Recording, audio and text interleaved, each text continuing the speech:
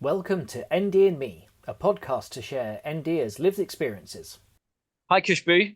How are you? Hi. Good. How are you? I am doing well on this December evening, and it's relatively early morning for you. Yes, it's 8 a.m. here.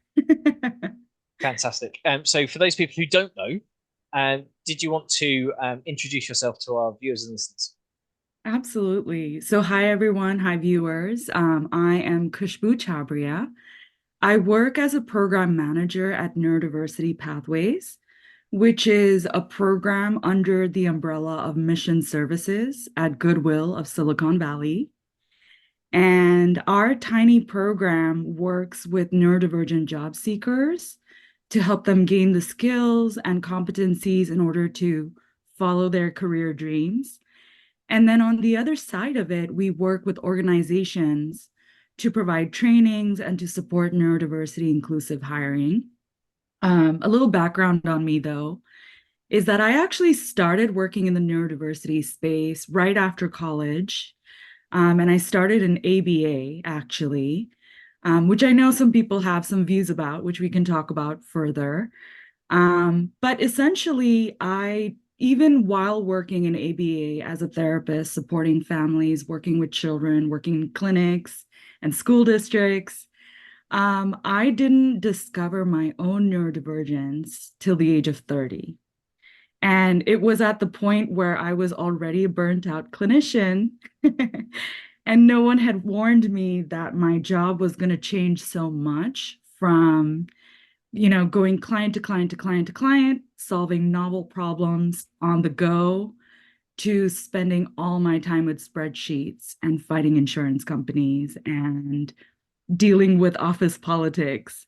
So as my career changed and as I grew into a clinician, I burnt out and my neurodiversity came to light.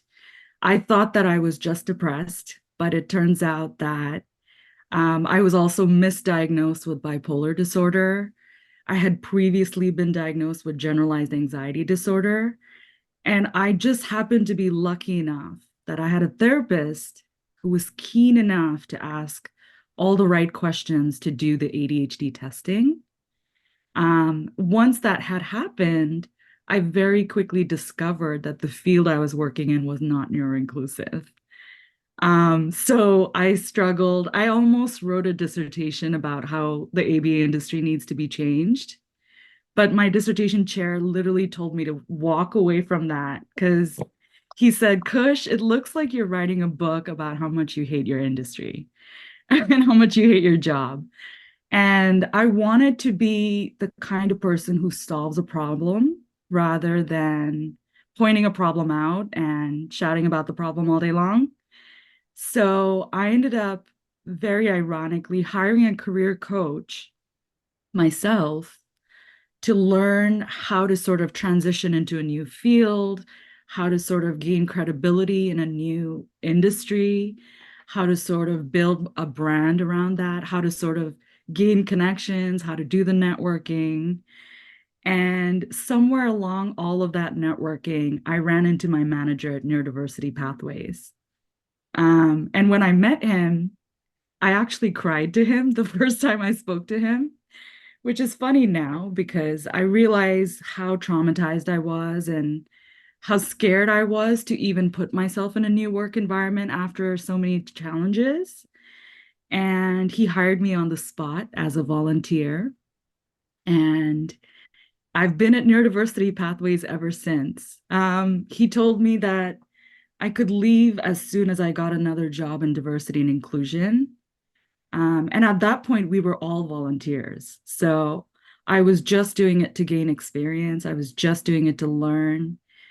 And me, Ranga, and John, who's our only third team member, were running this whole operation. Um, Somehow we ended up getting this nonprofit off the ground. And we ended up getting a lot of work with different kinds of companies, nonprofits, corporations, government institutions, educational institutions. We're writing a book on neurodiversity for dummies, which is due to come out very soon, early spring next year.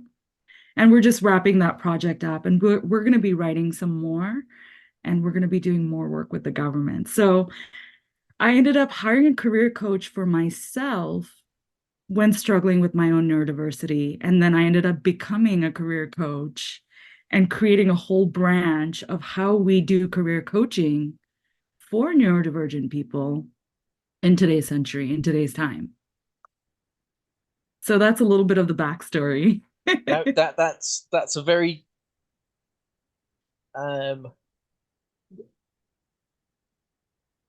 clear, concise, but broad overview. So thank you very much.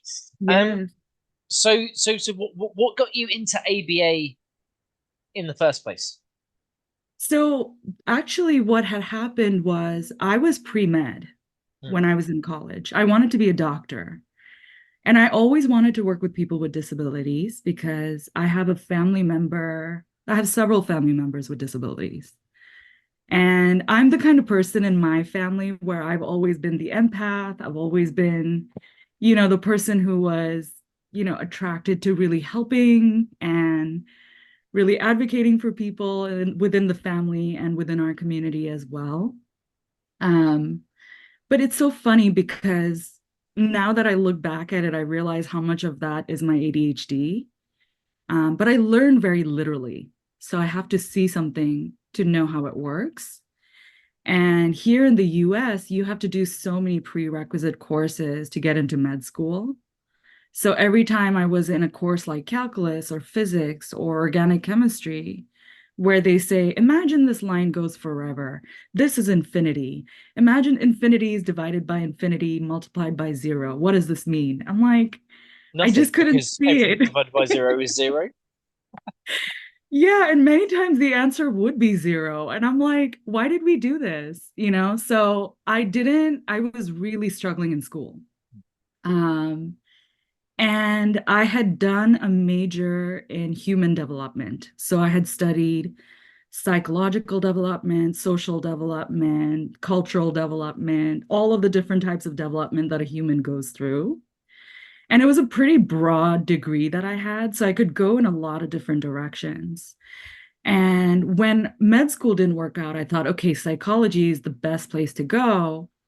And I ended up spending a whole day at a coffee shop. I bought 10 people cups of coffees, and I asked them, what do they do as a psychologist? How do they work? What does their work life look like? What do they like about their job? What do they hate about their job? And I did a lot of research, and it was around 2011 when I'd graduated college. So we had just gone through the economy breaking down, and it was kind of just, and I had just found out that to become a psychologist, I have to get a PhD. To get a PhD, I have to do XYZ. To do XYZ, I need so many years of experience. The kinds of things that all job seekers have to think about, right? So I ended up getting a job pretty quickly in ABA. It was a part-time job. I was driving really far away to a very dangerous neighborhood for 2 hours a day. And my first client was this non-speaking Ethiopian autistic boy. And when I went into that field, I didn't know what to expect, but I had really amazing clinicians, and they were all in it with the right reasons. They all had their heart in it. And, I was a very scared, super studious, young Indian woman. I was like, I want to get everything right. I want to learn everything. And a lot of the times my clinicians and my managers would tell me, just observe this kid, like be in this kid's world, understand who they are, Whereas I was like, I need to run through all my programs. I had like my little clipboard.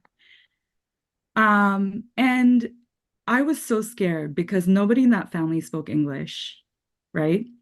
I was on the floor with this with this kiddo who's, touching things, looking at things, literally stimming on dust particles from like a stream of sunlight coming from a window. And I just thought, there's nothing in the world that I can really do to help this person, or I don't even know where to begin.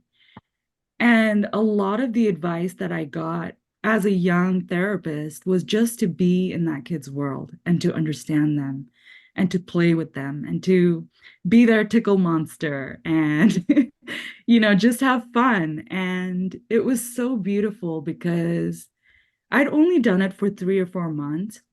But while I was in that field, I still wasn't sure if I wanted to stay in it or what my part would be in it or what my future was. So I had been applying to PhD programs in psych while I had started my ABA job. And the day that I received the acceptance letter that I had been waiting for from a college to go to get a PhD in social psych, which at that time I thought that was more interesting. The kiddo that I was working with said his first words. And he said, "I want more gummies." We had a little packet of gummy bears that we used to use.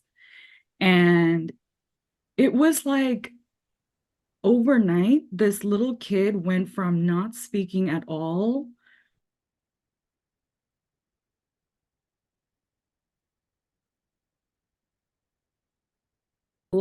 to trying to ask questions, to wanting to know how to ask questions. And within a year or two of working with him, I just felt like I needed to do this. This is what I needed to do. And most of the clients that I did work with in ABA were non-speaking. So I did a lot of setting up iPad apps. I did a lot of visual schedules and sensory programs to try new foods or how to have a conversation with a kiddo at the park, how to go grocery shopping, how to make a purchase. It was very simple things. We were teaching coins, we were teaching toileting.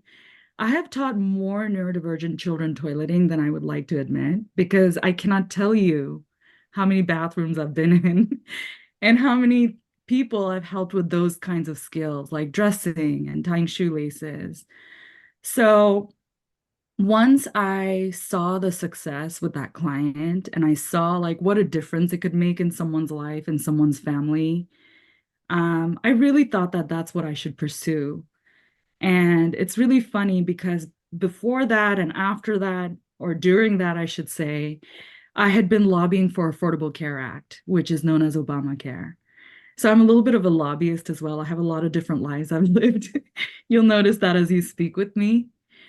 I actually lobbied for Obamacare, partly because I was going into medicine/psych, but also because I felt like as providers, as medical professionals, as healthcare professionals, we have a duty to serve our clients in the best way and to do it ethically and to do it in a way that's aligned with our values.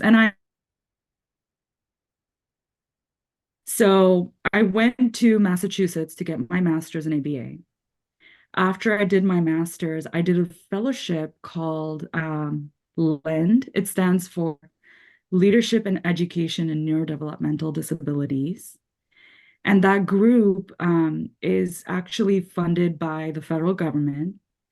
And what that group was an interdisciplinary group of people who work with neurodivergent people. So I was the only behavior representative there, but there was a social worker there. There was a speech language pathologist there. There was genetic counselors there. There were pediatric dentists who specifically work with neurodivergent people.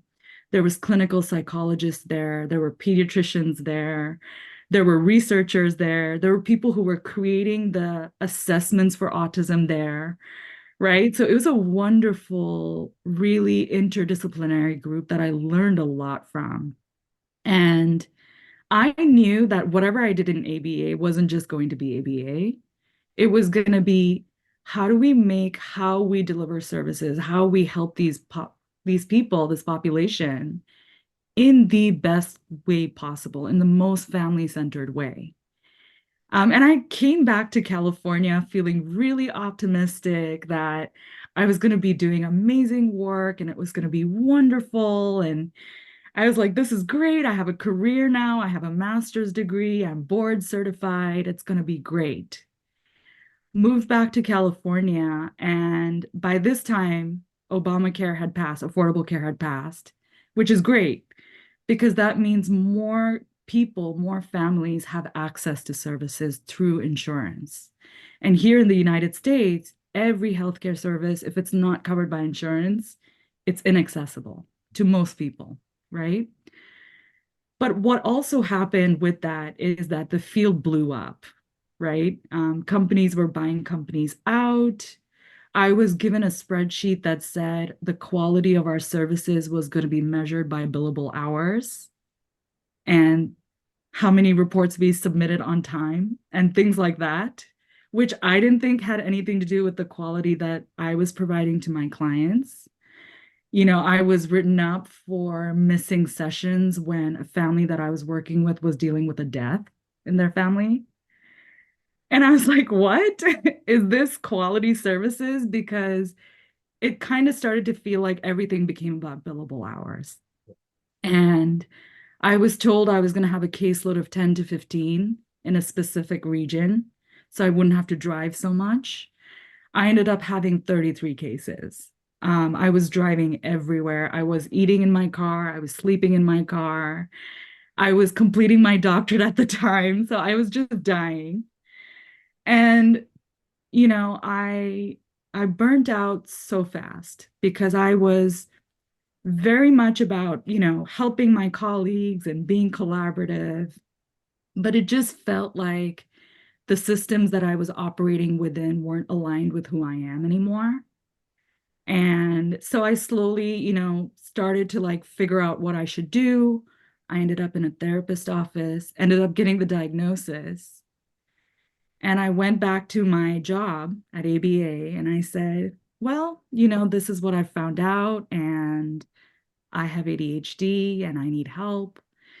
And they were like, you know, the only accommodation we can provide you is you working 4 days instead of 5 days and taking a 20% salary cut. And we're going to reduce your caseload by this small fraction that's based on 1 day. And being in California, that's not something I could afford. I was still paying for my graduate school. So I just felt trapped. I felt like I was still paying for grad school. I was working in an industry where, even though we were working with neurodivergent people, didn't feel neuro-inclusive. And it didn't matter what I did, something was always wrong with how I was doing things. And once they knew I had ADHD, I was getting managed out, you know? So every little thing that happened, they were writing, oh, this is the third warning, this is the fourth warning.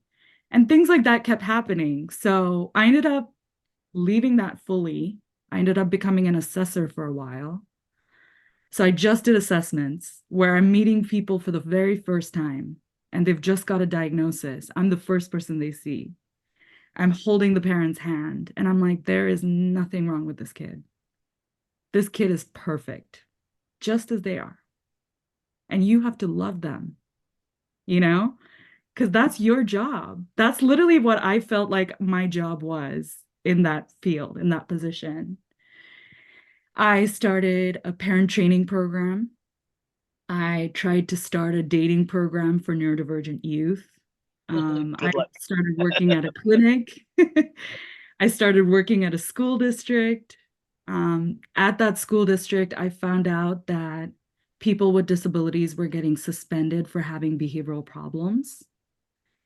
And I wrote an email to my manager and I was like, I'm not going to stand by this. This is illegal. This is literally school to prison system. This is unethical. And 2 days after that, he fired me and escorted me off the school campus. This was in 2020. So that was my last official trying to make it work in that space because I just felt like everything I was trying was just falling apart.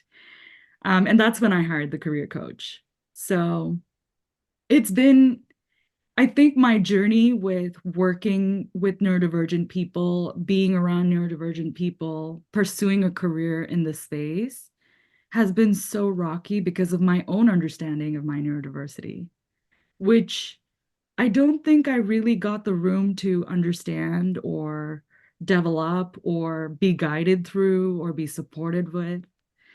And it's so great because I feel like in my job now, I get to do that with students, with the job seekers that we work with. And they come into our program, and most of them have dealt with so much trauma. You know, they might have faced exclusion or bullying, or they might have been, you know, in families where their parents had really crazy expectations of them, which I grew up with too, right?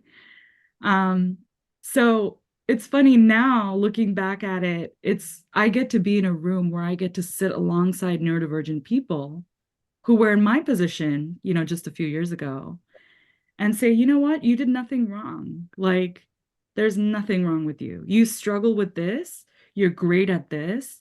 And if you got to do both of these things in a way that was with people who were flexible and understanding and who listened to you, I think you could move mountains. And so I get to do that all the time now. But when I started, I don't really know like where I fit into all of it. I just felt that once I was a therapist, you know, working with families, you know, I was usually bringing, you know, absent parents into the session and saying, hey, look what your kid can do. Did you know this? Or like, you know, I know you want your kid to have a conversation with you after school, but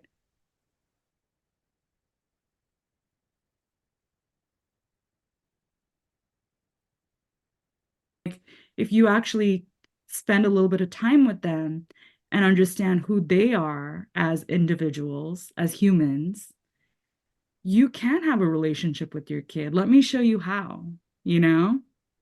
And whether it was going into a community or trying to get my kiddo to talk to another kiddo in the park and just saying like, don't be scared, just go tell him like, I also like to collect rocks, look what I have, Yeah. right?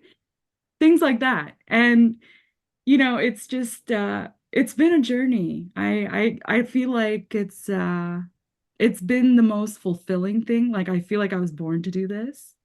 Even today I tell people it's my dharma. Like this is what I was born to do. This is what I'm going to do. And it will be the end of time and you'll still hear me talking about neurodiversity. So that's kind of where it is. Um, so ABA is big across the pond, but not so big this side of the pond. Give us a 5-second, 5-minute rundown of ABA as a methodology, thought process thing, Mhm. and feel free to touch on um, the challenge in difference of opinions Yeah, because we hear it more this side of the pond about how bad it is, right. but we don't necessarily have many people this side of the pond practicing, so it's harder for us to get both sides of the coin. Yeah, absolutely. I mean, I will say this, you know, the principles of ABA, the basic principles of how behavior works, that's used in all fields. That's used in speech, that's used in OT, that's used in PT, that's used in how we create laws of our worlds, right? So think about it like this, right? All ABA is saying, if I want you to do something or to be able to do something, to learn something, I'm going to manipulate the variables around you for it to be more probable that you'll do something, right? Versus doing something else that I don't want you to do, Yeah. right?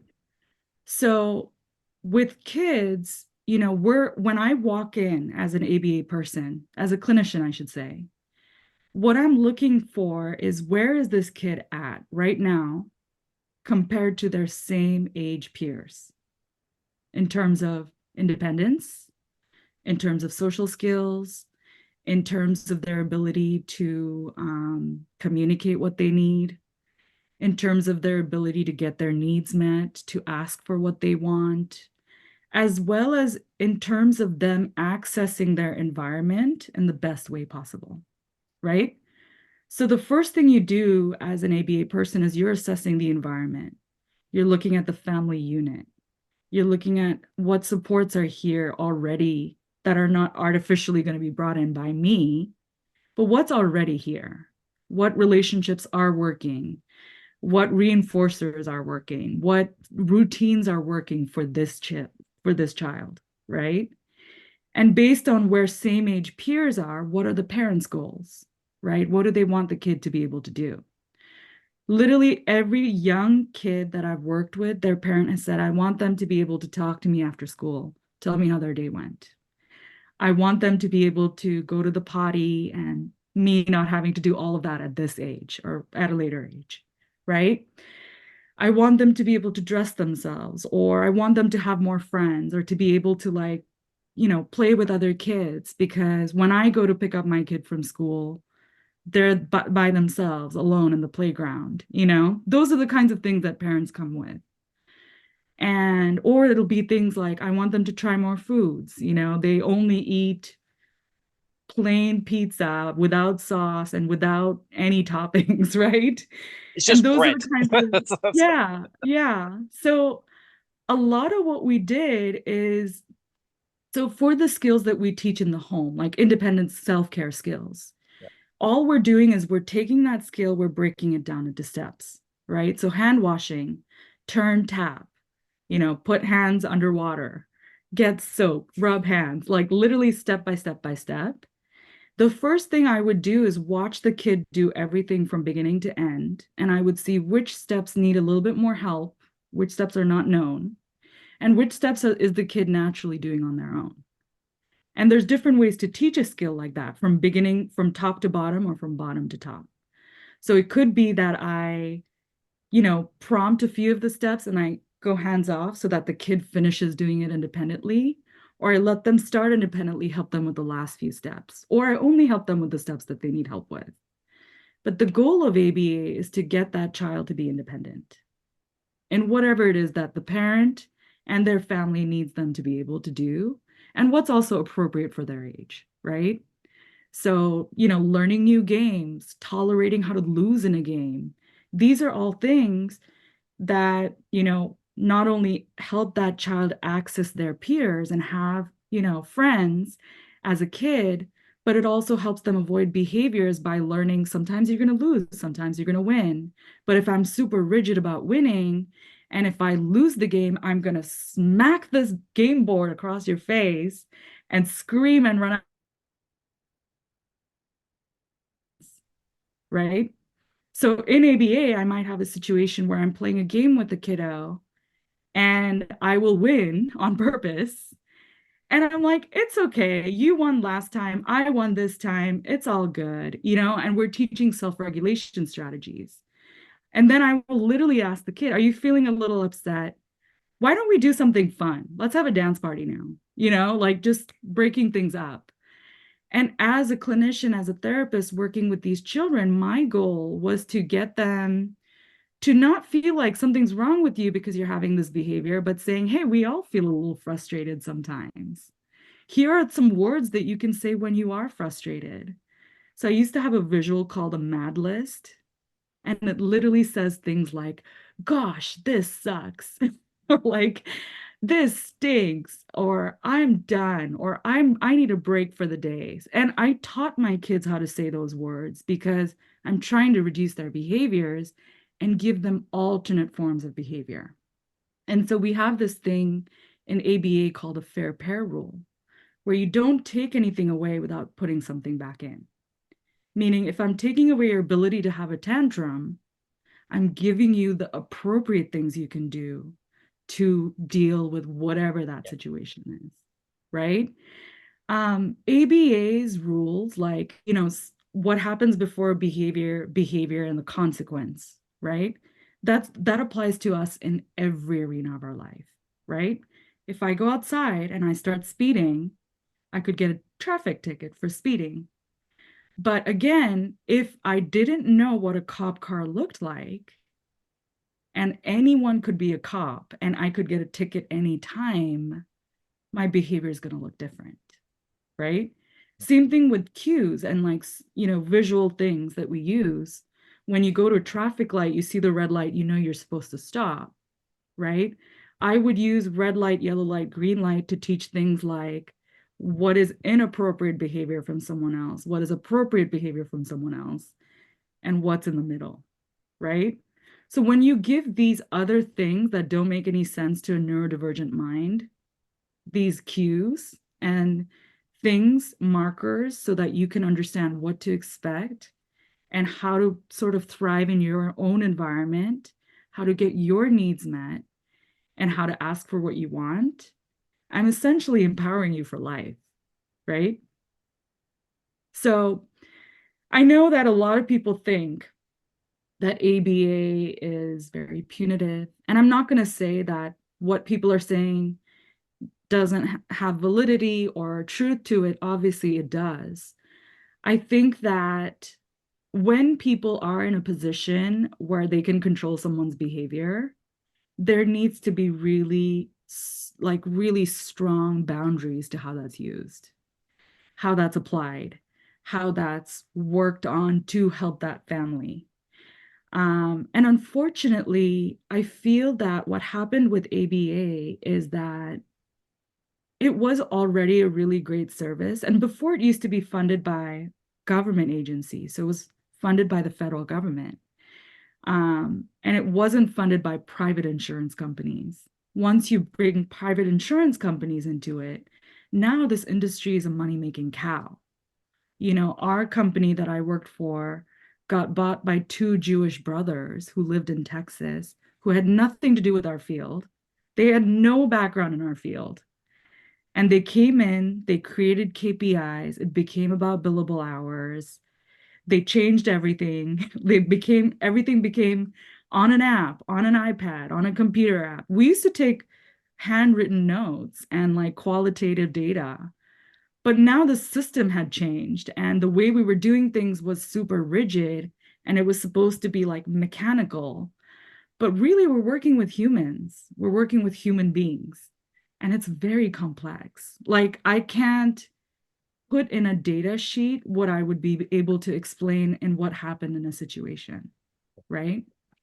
I don't know about people who are practicing ABA unethically. To be honest, everyone that I worked with has left the field. And it's quite sad because a lot of the people I worked with did have their heart in the right place. Yeah. It's just became too challenging to work in that industry. And it felt like we were being penalized by the parent and by the companies that we work for and by the government and by the general public. And it was like, you know, why are we doing this? This sucks. And many of us, you know, have spent years and years and years of training to learn how to do this the right way so that we can help families. Most of my job was creating token boards, creating visual schedules, creating, you know, scripts for conversations, things like that. But I feel like, you know, and I never gave up my degree. I still have an ABA degree. And I do work with one client on the weekends. He's a 13-year-old. I love him. We're actually learning how to make new breakfast foods right now. So I'm still sort of there, but I'm not working for a proper company. I'm just kind of doing my own thing on the side. So is a lot of the controversy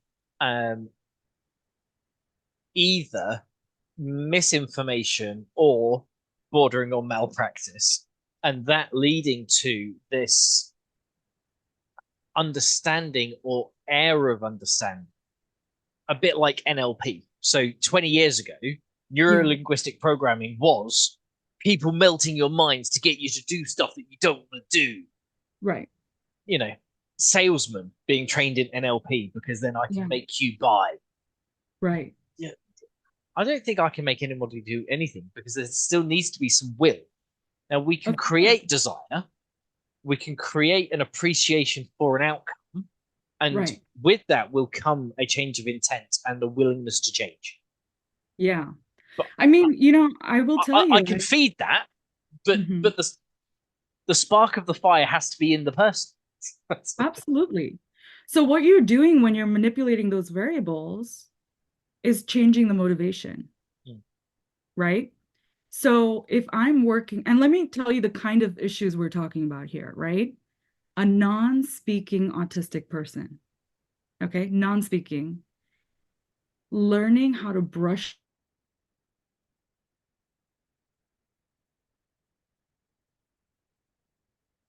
Cleaning has always been an issue with this kid, right? If they don't take care of their teeth, they're gonna have to go to the dentist and have surgery. But this person has sensory sensitivities. They can't tell me they have sensory sensitivities, and I'm not gonna force them to brush their teeth.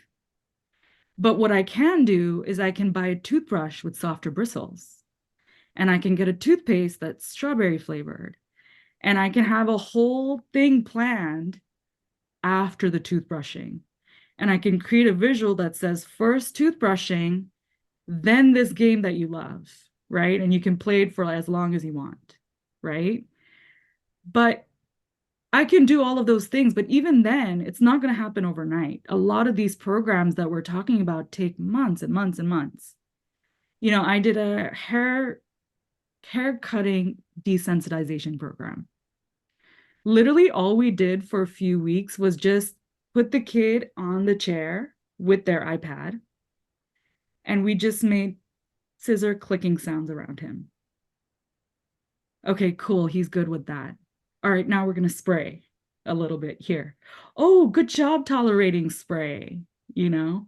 Now we're going to do like putting the little thing on, right? And we got him one that had like a superhero on it. He was super excited.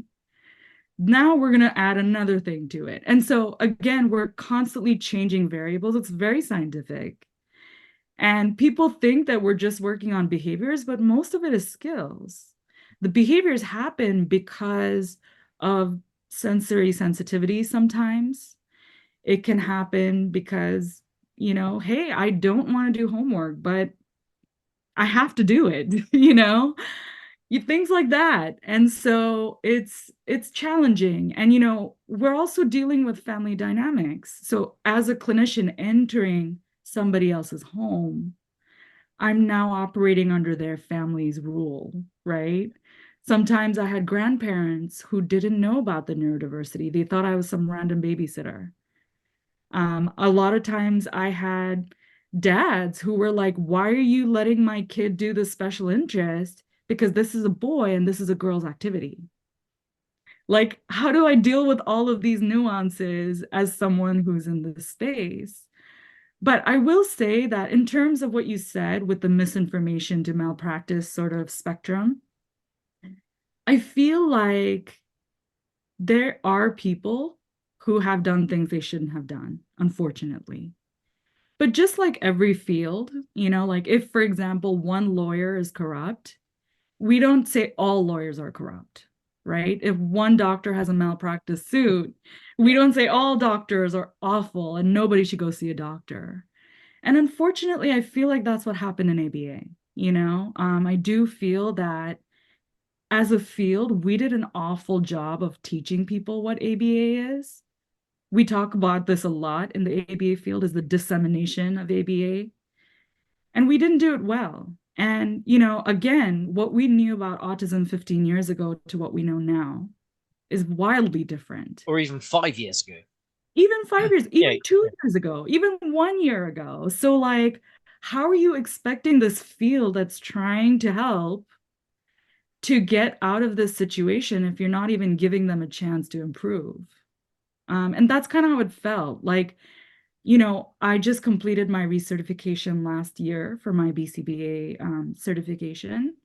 And there were so many things that weren't there before. Like they were talking about assent and looking for signs of assent, like nodding, you know, coming closer, looking. I was trained to do that because I work with non-speaking people. But a lot of other clinicians may not have learned those things or may not have ever been traumatized or have ever faced, you know, what it feels like to feel excluded.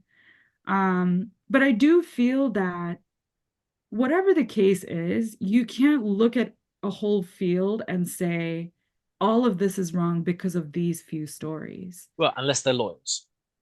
Yeah, I mean, but unfortunately, that's how it goes.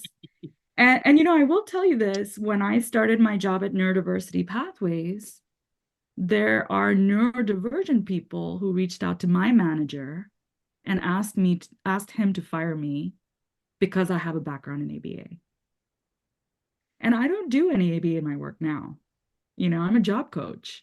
I'm teaching interviews. I'm teaching how to do a networking call. I'm teaching how do you respond to this recruiter who won't leave you alone? Or how do you make sure that the recruiter doesn't call you at any hour of any day with random questions, right? So it's just, I think it's really, really disheartening and really sad what happened to ABA, because I think there were good intentions there. I don't know.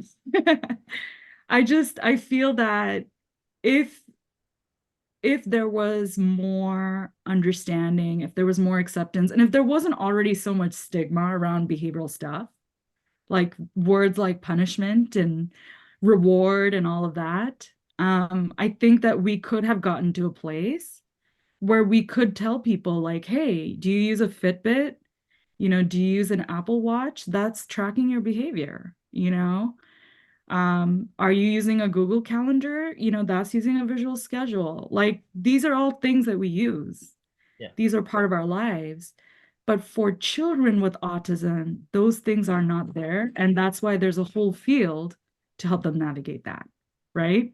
Yeah, I think that the biggest and the most important word out of all of that is that acceptance piece. And I think that's where some of this pushback for ABA comes from. Yeah. Is if my child's perfect the way they are, why are you making them change? So, well, usually they're asking for the services, right? Yes. Yes, and Mhm. we want to have successful, engaged members of the community of society. Of course. And because society isn't as accepting as we would like it to be, then there are some things that we can try and improve within individuals to make them more acceptable to the unaccepting society. So we're not doing it because they're bad. We're not doing it because they're wrong. We're doing it to help them fit in. And it's a conversation of acceptance. I was talking to, I can't remember if it was on the podcast. It probably has been on the podcast already. Is this difference between reasons and excuses? Right. That there is a reason why people do things, and sometimes that is just a reason, and we put on this layer of fault or blame or responsibility, and that then links it to an excuse. Yeah. So you get to work 10 minutes late because the traffic was bad, and you say, sorry, the traffic was bad. Right. I gave myself an extra half an hour and it was so bad that I'm still 10 minutes late. I'm not excusing myself being late. I'm telling you why I'm late. Right. Now, if you feel that I need to be forgiven for being late when something outside of my control happened to me, then that says more about you wanting to have me give you an excuse, excuse myself from this bad behavior, rather than just accepting the fact that reasons are facts and stuff happens, and just being okay with the fact that stuff happens without the need for an excuse. There's a really interesting dichotomy between me and my wife. So my wife's got autoimmune conditions that means she can't do a whole heap of things. Right. So when she's having a bad day, it's not an excuse that she can't do stuff because she's having a bad day. I get that because I'm in this field and I get reasons and excuses. Yeah. Now, I have ADHD with autistic traits, dyslexia, and some other stuff. So when I don't do the washing up for 4 hours, I'm lazy. And I shouldn't use my ADHD as an excuse. Yeah. I mean, I do. Like, I'm looking at, baskets of unfolded laundry right here as we speak. Oh, no. So the good thing is, as a family, we've come to we've come to the conclusion that when it comes out of the dryer, it goes on a pile. Right. And then it's up to each of us to do with that pile what we wish to do with that pile. Right. So every now and again, one of the piles will get too big, and then we shout at a child, and then they go and move the pile, typically to a pile in their own room instead of in the laundry. Yeah. But 80% of my clothes are in the laundry pile in the laundry because I get up in the morning, and that's the first room I go into. So there's no point in them being in my closet because I don't go in my closet. So they come out of the wash, they go on the pile, I put them on. Yeah. They go in the wash basket, they get washed, they go back on the pile. That's right.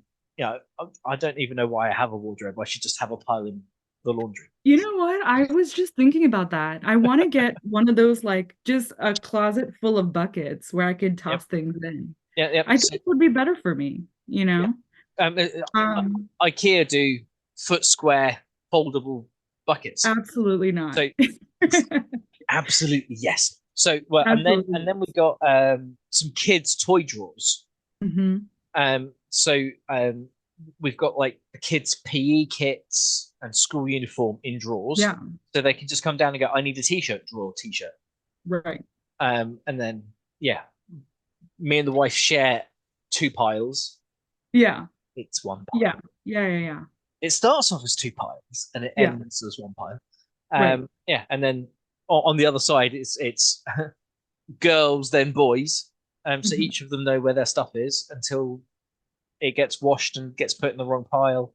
And I was missing a jumper for 8 months because my wife put it in my eldest son's school jumper pile because without the logo, it's the same material, it's the same color. I was like, where's that new jumper of mine? I really like that new jumper. And then the other day I was like, I found it on the boys' like civvy clothes, non-school clothes pile. I was like, that's my jumper. So now I've got my jumper back. Well, it's now back in the wash, so who knows? Maybe you'll see it, maybe you won't, Yeah, it could be lost to the ether. On the edge like that. Absolutely. But this whole acceptance piece, it's quite telling how non-accepting.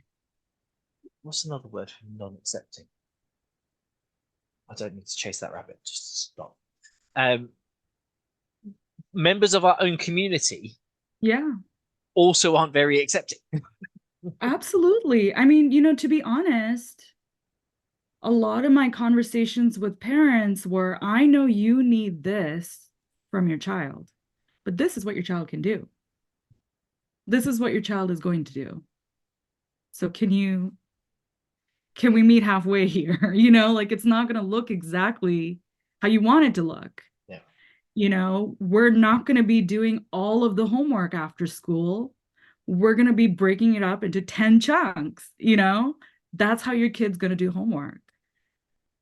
You have to work with that, or I had a kiddo who I was helping with.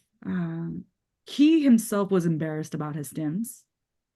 So what he was doing was he was excusing himself to go to the bathroom, to jump, to get his energy out before he went back to his work task. And so I was able to work with his employer to create breaks for him to do that in peace, without any judgment, without anyone looking. And he did. And, so these are the kinds of things we're talking about here, is that a lot of it is, I wish the world was more accepting. I really, really do. I'm trying my hardest to change this, Richard. From the depths of my soul, I'm literally pulling at everything I can to say, hey, world, y'all need to get it together because we're not doing justice to these people, right? These are normal people. This is a fabric of our society. Neurodivergent people have always been here. They're always going to be here. We need them, So let's, instead of like, and change doesn't ever happen fast, right? What we're talking about here is like moving the Titanic at the last second. It's not going to turn really fast. It's been going in a certain direction for a long time. But I think the small things that you do that teach someone like, oh, wait, why do we do it this way? Do I care about my kids' laundry being folded or not? Is it really important to me that it's folded? No.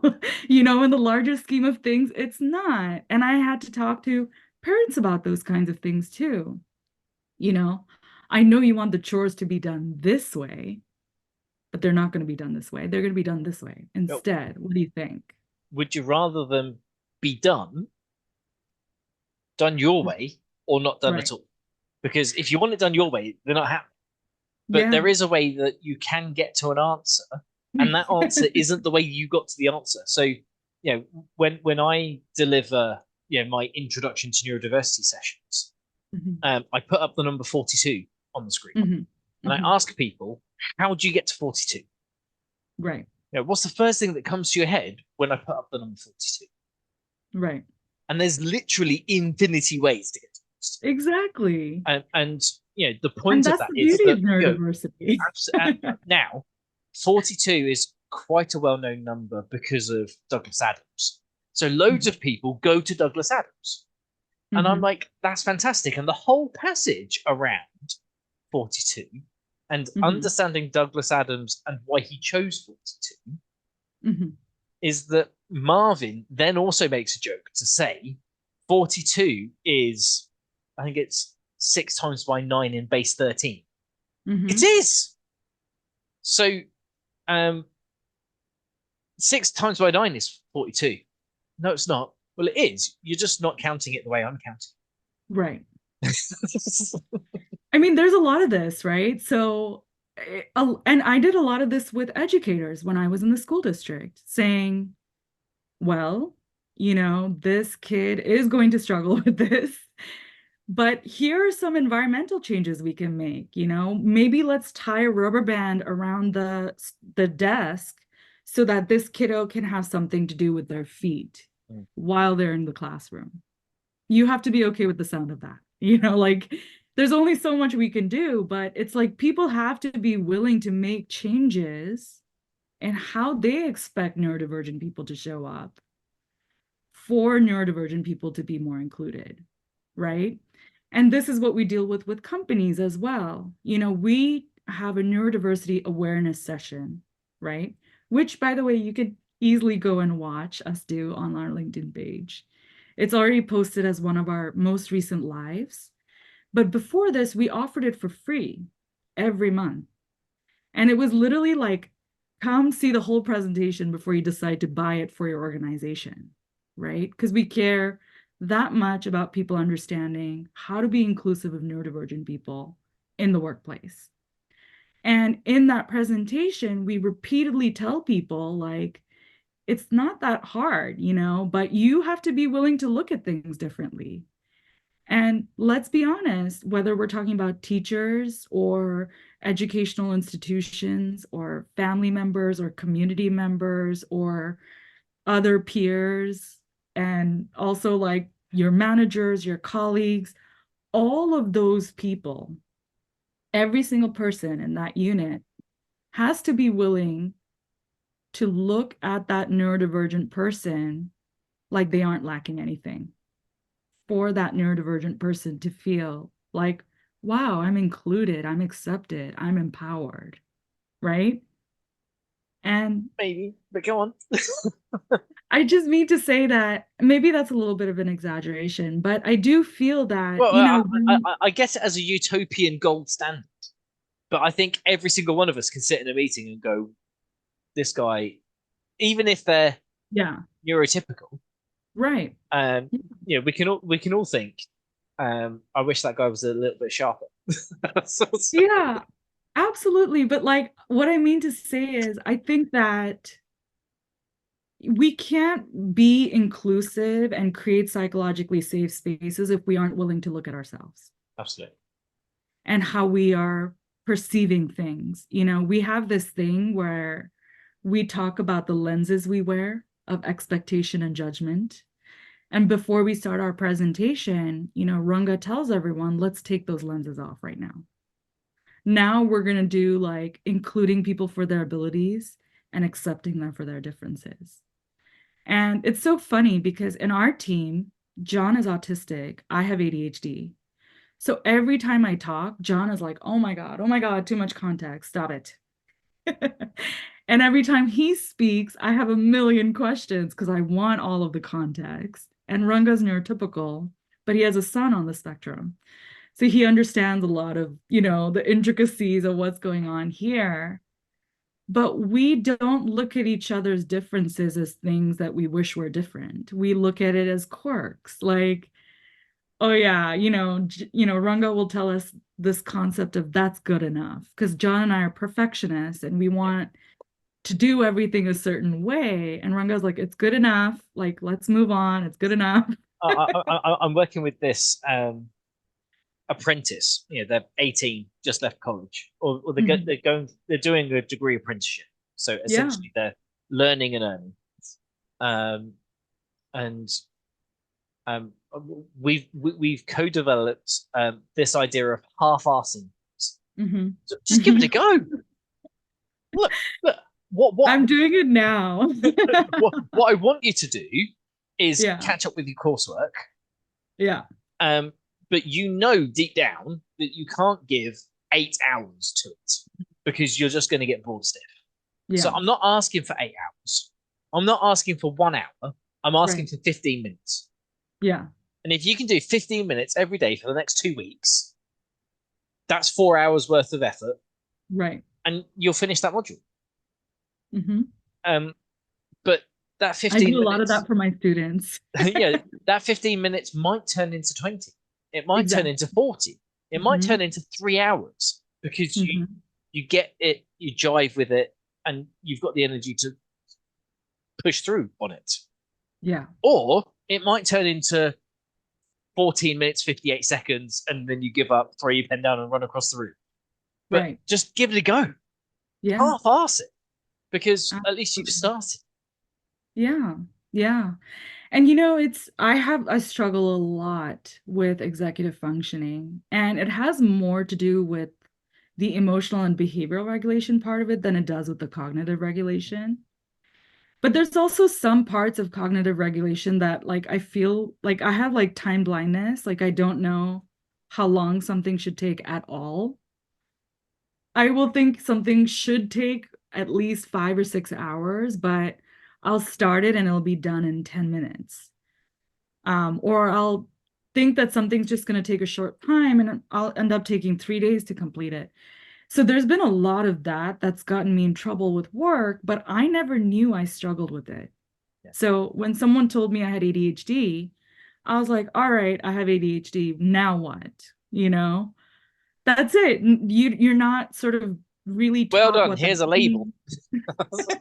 And I meant to do. How do you deal with it? What? And it's nuts. And we teach our students executive functioning. We have them go through self-assessments. We have them understand themselves deeply enough to learn to say, I work best when blank. I need feedback like this. I prefer to communicate in this way. I would like to be called on in meetings, because the things that my clients are struggling with in their jobs are things like that. Right? Well, because Kush talks too much, so we're not going to ask her for her opinion during the meeting because then we'll never get anything done. This is actually true. No, but it's kind of one of those things. And when I work with people who are working, they are getting written up for not speaking up in meetings. They are getting written up for not going above and beyond, but nobody's telling them what that means. Yeah. Nobody's defining what that looks like for them.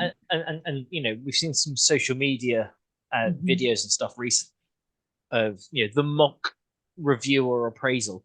So okay, so you're doing everything that we expect you to do. So on a scale of 1 doing a pants job, 5 exceeding expectations, I'm giving you a 2. Well, surely it should be at least a 3 because I'm doing everything you expect me to do. Yeah. Well, actually, we're expecting you to exceed expectations. Right. I was like, well, that's the problem. The problem isn't me. The problem is you changing your expectations or not being clear about those expectations. If we want you to do 30 clients instead of 18 clients, then Right. maybe we need to vocalize that. Yeah. If we need you to write all of these reports, then you need to vocalize that. Yeah. I mean, and it was never that the reports were not due. What happened with me as an ADHD person was we're really excited how involved you are in our organization. You've started this cultural competency committee. You're doing the parent training committee. All your clients love you. All the people you work with love you, but you're not submitting the reports in on time. And you're not billing enough hours. And it was like other things were not taken into consideration, like families being unavailable and me not being able to make up all the time I take off, and what's more important? Yeah. If it is the shareholders making a profit, Right. then maybe that's the wrong thing. If it is improving lives, okay, well then what's the cost of improving one life? If we don't make any money all year, but we've covered our costs, and we've helped more than one person, then we've done something good, haven't we? Now, we'd all like to help 1,000 people, 10,000 people, 1,000,000 people. Yeah. But, we need to have that robust conversation to say, this is now a capitalist society. What you need to do is feed the shareholders. The shareholders want 2,000 billable hours per person per year. Make it so. I was like, well, working full time at 40 hours a week is only 1,900 and something. So no, I'm not going to. There were all these rules where if you bill so much over what you're allotted, you get so much more in your paycheck. Yeah, and then that's just incentivizing burnout. And that's the thing. There were clinicians that I was working alongside with that were trying to beat those numbers. And I just felt like I became like a disgruntled worker, like really just like mumbling under my breath, like, oh, like another change. I had change fatigue. I just felt like I couldn't look at anything in the same way anymore. And I took all of what I had there. I was still in debt, by the way, for my grad school. And I was like, you know what? I'm going to walk away from this and I'm going to become a volunteer at a nonprofit. And whatever happens, happens, because at least I'll have the fact that I stuck with my values and I stuck with what I think is right. And I did what I believe in. And I understood when I needed to walk away, right? Those are all things that I don't know how I got the guts or the strength or the energy or the courage to take that step. Because, I'm also a person of color. I'm a woman. I'm going to be 35 in just a little bit. So there's a lot of other things that I had to think about when I made these choices. And the one thing that stuck with me, and I'm so grateful for, is that the people that I work with now, this is the most neuro-inclusive team I have ever worked with in my entire life. My manager has embraced me with open arms and allowed me to fully embrace my ADHD in a way that I'd never been able to before. The fact that I'm going in front of thousands of people and saying I have ADHD and I struggle with XYZ, that's light years away from where I was just a few years ago, because I'm around people who see me for who I am and they're like, you're great, and we all have things that we struggle with, not just neurodivergent people, neurotypical people too. And when we teach our students, what we're saying is, you can, I understand that you are facing all these challenges, but we have this thing called compassionate curiosity, and it goes both ways, right? You can also be curious about why a neurotypical person does something a certain way and have compassion for their history and be curious to ask questions to try to understand, to figure out a better way.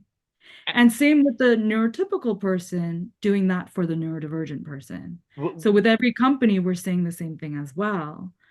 And usually it's just a problem of, oh, I didn't realize that's what you were doing that for. Or, oh, wow, that makes so much more sense now. And it's like a pressure valve gets released and people just understand each other so much better. With the massive caveat of the empathy and compassion. Yeah. Because the amount of times that I've been told that I'm questioning things. Mhm. Well, me asking a question so I understand it isn't the same as me being obstinate and asking Right. questions to frustrate. I I got that do a lot. both, but I know the difference. So when I'm Right. like, hey, can you explain that in words of one syllable like a moron could understand? Yeah. It is because I need to understand. And sometimes asking some of those questions, they're frustrating because the truth hurts. And they hurt because you don't have the answers to. And that's why people pay me lots of money to come and ask silly questions, because Right. nobody's got the guts to ask them in the first place. And Yeah. maybe I have a level of psychological safety because I'm naive enough not to care about the outcome. Right. So I can say the dim-witted question or the obstinate Yeah. question that nobody else wants to ask Mhm. because it might offend someone. Yeah. If you're being offended by a question, then maybe you should have the answers. Right. I mean, and you know, as someone with ADHD, I got that my entire life. You're being rude, you know, you're being whatever, right? How dare you And question me? yeah, I mean, let's talk about like how many things we kind of get forced to do by our families. Like, oh, you should hug that aunt. No, I don't want to, you know? Right? Things like that. But I think the compassion comes from saying, listen, I'm not asking you this because I don't think you know what you're talking about. I swear. I just want to know this, like XYZ. And the reason why you would want to add that something in the beginning is because a lot of neurodivergent people have rejection sensitivity dysphoria. A lot of them have trauma. A lot of them have CPTSD. A lot of them have PTSD too, right? And when you take all of that stuff and every situation is that charged because that situation brings up all the other times Well, you yeah, ask something any question is a and you were is a question of penalized my for it. morality. It's like, Yeah, right. how dare you So, choose that color or that font? Well, yeah, right. You know, I don't know. So, like, I think people need to have some tools in their toolbox to navigate the world so that they can protect themselves and also have a little bit of compassion for that person who may not know or who may, in that moment, take something and completely misconstrue it because of how it's coming across. So in our meetings, John will often say things like, I know my face doesn't show I'm happy right now, but I'm very happy.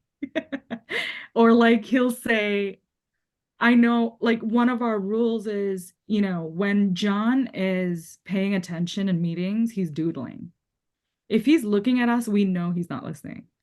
And he's told us that. So, you know, if he is looking at us in the meeting, at me and Ranga and I will be like, do you want us to email this to you after the call? You know what I mean? So we're anticipating all these things because we understand each other that deeply and we want our students to understand themselves that deeply. But that dialogue needs to happen for everyone to feel like, oh my God, I'm not walking on eggshells at every moment of every time. Right? yeah, and also having the caveat permission to ask for forgiveness because we're going to make a mistake. Yeah. We're not Yeah. going to remember everything. We can only Right. have so much information in our brains, Yeah. and And you know, that applies to every space that we work in, right? Like even with education, we're like, someday the kids are just gonna have to watch a movie, right? Or with parents, I'll tell them like, hey, today is a rough day, so we're just gonna keep it light. You know, we're just playing games today. Or today we're not gonna do XYZ because clearly they had a bad day at school today, right? Or things like that.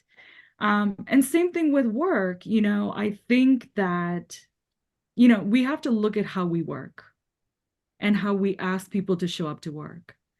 So a lot of what I do is I teach my students to look at a job description, look at every single bullet point on that job description and determine which one is definitely a requirement and which one is a nice to have, right? I teach my students how to do research on LinkedIn and look up who's going to be on their team to figure out how do they assess compared to others who've been hired onto this team. I teach them, how to look at an interview question and figure out what they really want to know from that question, not what they're asking. But I wouldn't have to do any of these things if people were more clear, right? And people were more honest. And if job descriptions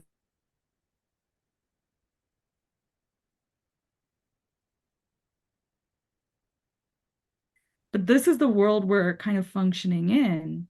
And a lot of what we do expect from people who are entering the workplace is people who are going to be perfect, who aren't going to make mistakes. Like, one thing I always ask companies when we do our presentations with them in our workshops is, how many of you are excellent written and verbal communicators? Right? As long as I've got Grammarly. No, but still, they'll all laugh and they're like, ha ha ha. I'm like, it's on every one of your job descriptions. Yeah.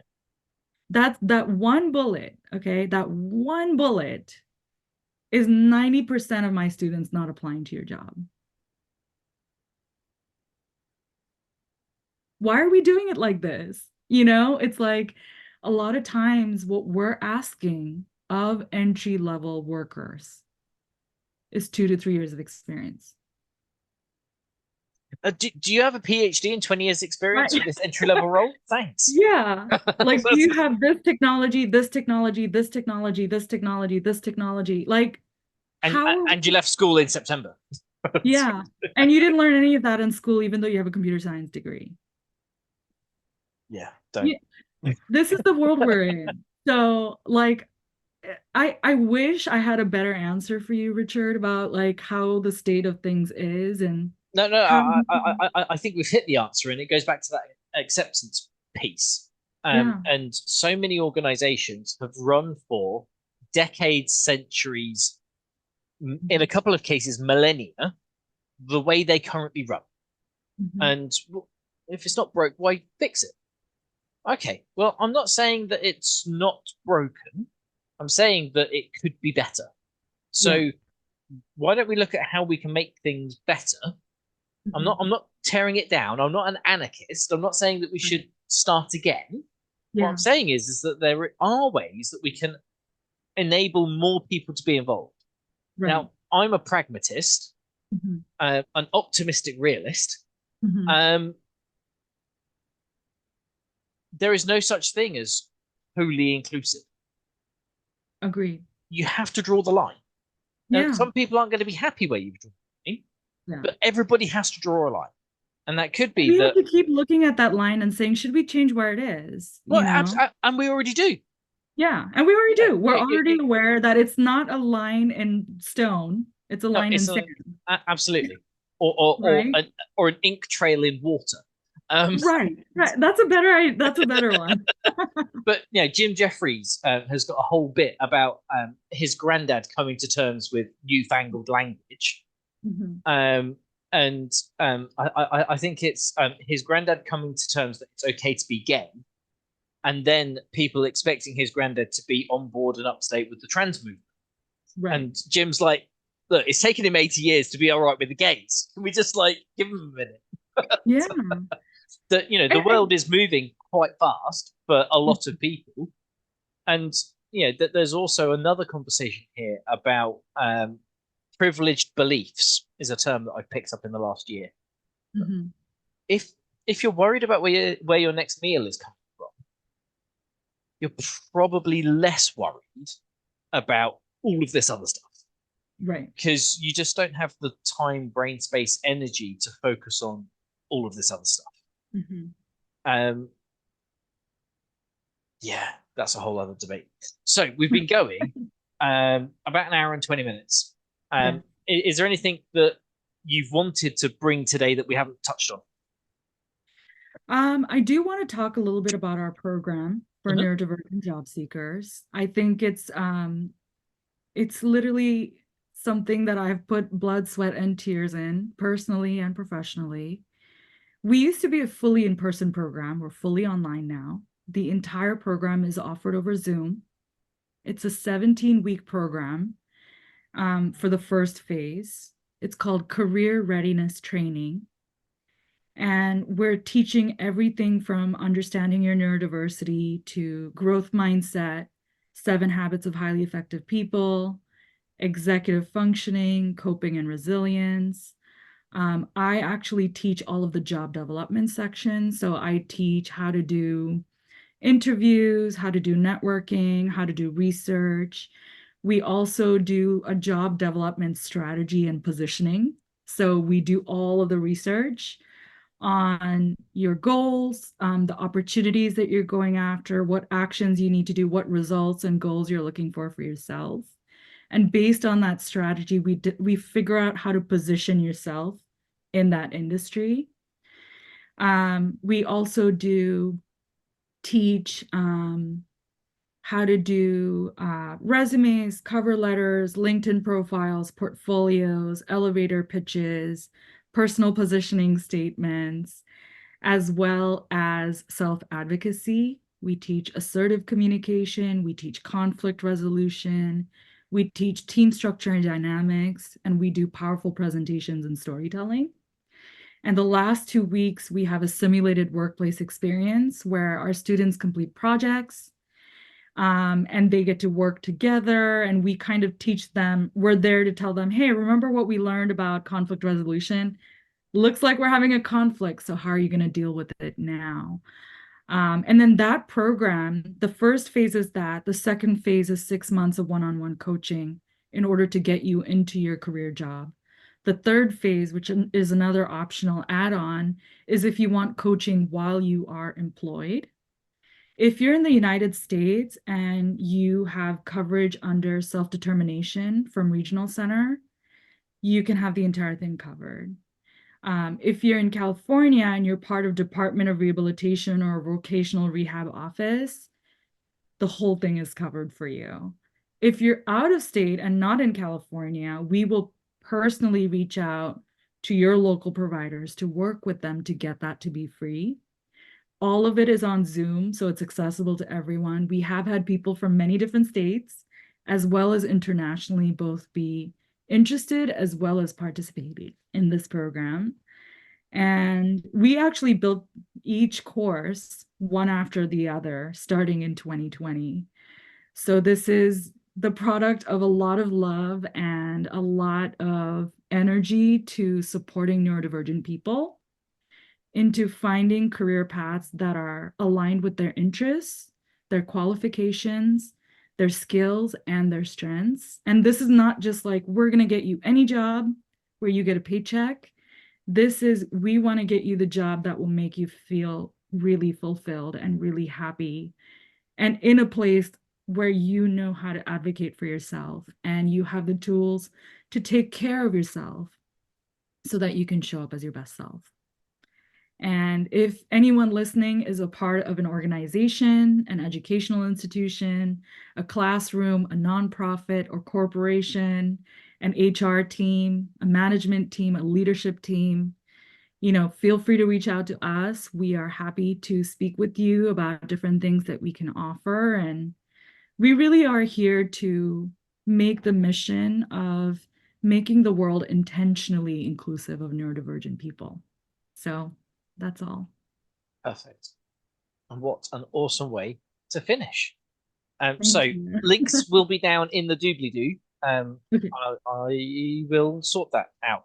Okay. It's probably going to go live. Where are we now?